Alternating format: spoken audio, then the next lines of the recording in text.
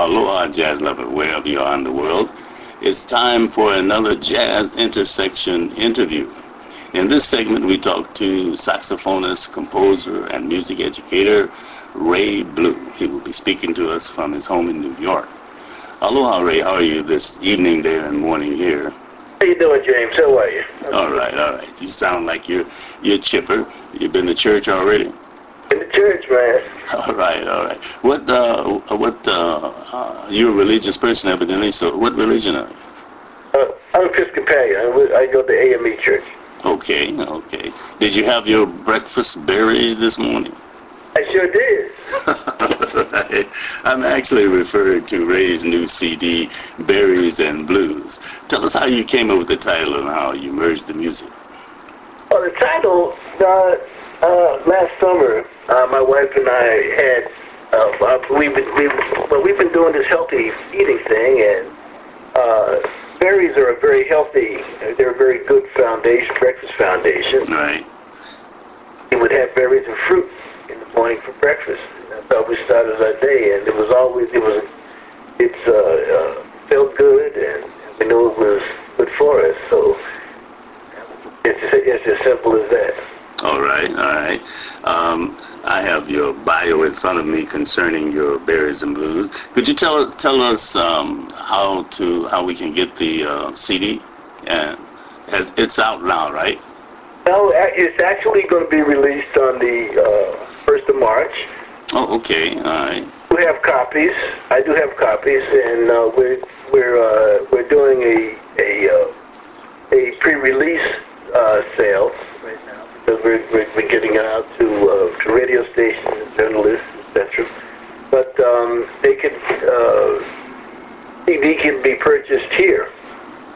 You can go to my website at www.rayblues.com, and also it'll be available on CD Baby.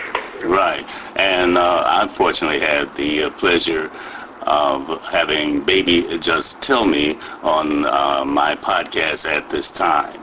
So any of you want to hear an advanced taste of Ray's music can go to www.thejazzintersection.org.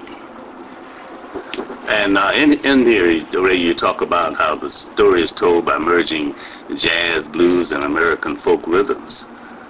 Okay, yeah, that's African folk rhythms. Because there's a mixture of some African-related music that I've written as well. Okay, all right. Ray Blue lives in Germany and New York. Tell us how you manage both places and working in both places, Ray. Well, it's really not very complicated. It just takes a lot of work. We have a flat in Berlin, which is our base, and so we're in Europe part of the year, and then here in New York or U.S. At other times. Right now we're in the States. We'll be here until the middle of March, and preparing a tour. I had some hits here over this week, and then again this past week, and then again this week, and then we go to the Midwest for 3 weeks. I come back each year for Black History Month, and we have a full schedule for that. We're going to be in Iowa, Nebraska, and in Illinois, in colleges, schools, and concert venues. Well, while you're on that, tell us about you're the founder of Cross Cultural Connection Incorporated, right? Yes. And it's an educational organization that promotes jazz performance in educational and community institutions and theaters. Enlighten us about the organization. Well, CCC, as we call it, the Cross Cultural Connection. He was founded basically because I have a passion for the educational piece. I think it's very important that we nurture a new generation of jazz appreciators, performers, and listeners. So we go into schools. We partner with schools on all levels, churches. We bring it to the community because it's very important to have families come together to hear the music. Right. And also, so we were doing it in, like I say, U.S. I was invited to a number of different festivals in different places in the world. So I'm doing it. I do workshops as well. So we've been doing it doing our thing in China, in Africa, in Europe, and here in the States. Wow, wow. You know, they say teaching children, once you stop teaching, they stop learning, right?